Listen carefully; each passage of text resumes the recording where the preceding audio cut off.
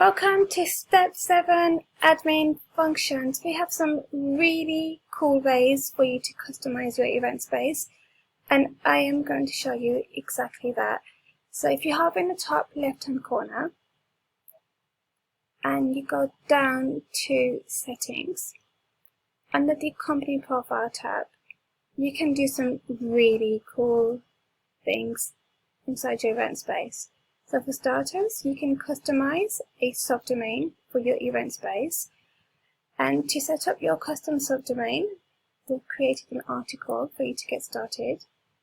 So let's say you're looking to create a subdomain called events at your domain. So let's say you write events.yourdomain. So for reference, I'm going to add a subdomain, events at sprinters. So my subdomain. And now I want to point this at Remo.co without other people noticing it. So to do that, I need to create a CNAME record in my hosting provider. So I hop on over to my hosting provider. So my hosting provider is GoDaddy, and in the host I write events. And why do I write events? Because the subdomain I am using is events.sprinters.co.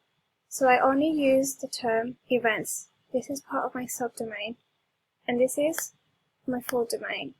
So this together creates my subdomain. Okay, so, and then after we write the subdomain, events, for point 2 we write custom.remo.co. And where do I get this from? Right here. You add a value, target or data for your DNS to custom.remo.co. So each DNS provider, each hosting provider will have a different name for this. Don't worry if you cannot find it, just drop us a message and we'll help you walk through this process together. And once you've done that, so that's custom.remo.co, and TTL you can do up to 1 hour, and save.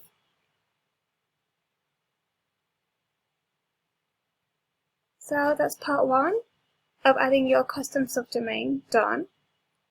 And part 2 is setting up your custom URL inside your admin area. So to do that, all you do is add the subdomain you've created, and that is, the one I have created is events.sprinters.co. So let's put this into action. So we have events.sprinters.co. Let's check if this is now working. Yes! CNAME verification, success. So that's my custom subdomain added to my Remo account. The next part of your admin functions is adding event managers for your event space.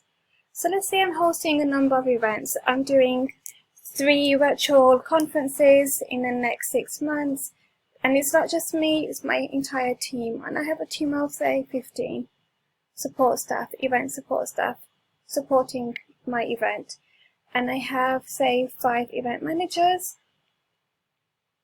and each event manager needs access to my event. That's as simple as adding an email address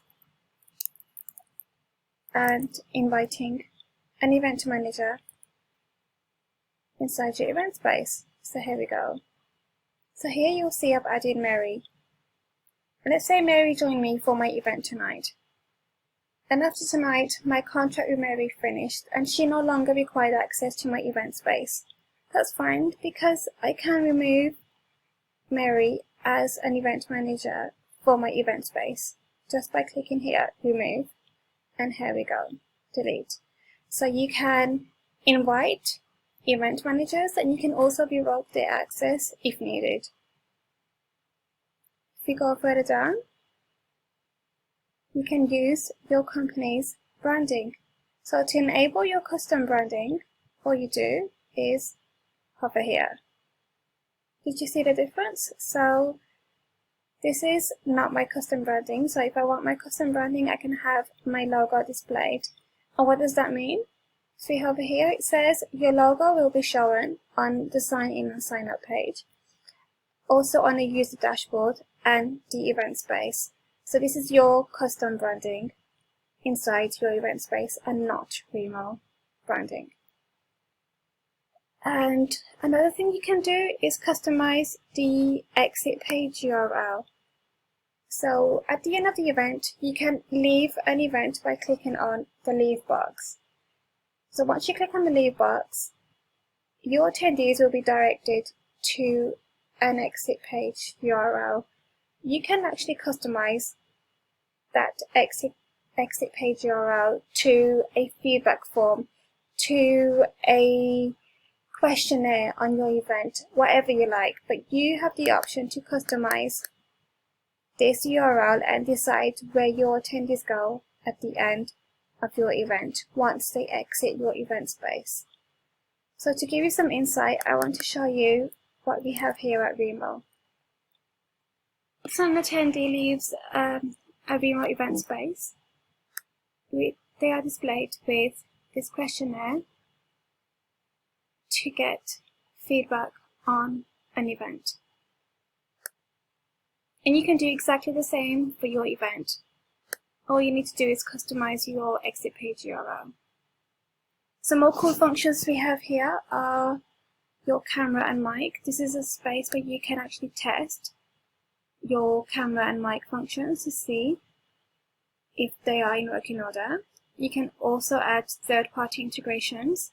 So you can add a Hey Summit token app right here. We also have a Zapier integration, and you can add that right here. And here we have plan and billing, and this is where you can upgrade your account and see what plan you are currently on. You can also see your current usage of your video recording hours. To change your plan, you just hover over here and you will be given a number of options to change the plan that best suits your needs. So we have 3 plans: host, director or producer. And the features I have discussed in today's video, they are available in the producer plan. We also have some features available in but not the features that I've covered in step 7. Those features are strictly available in the producer plan. That is the end, well, almost the end of your onboarding, because we have a bonus step for you. Come on over and join me on the bonus video.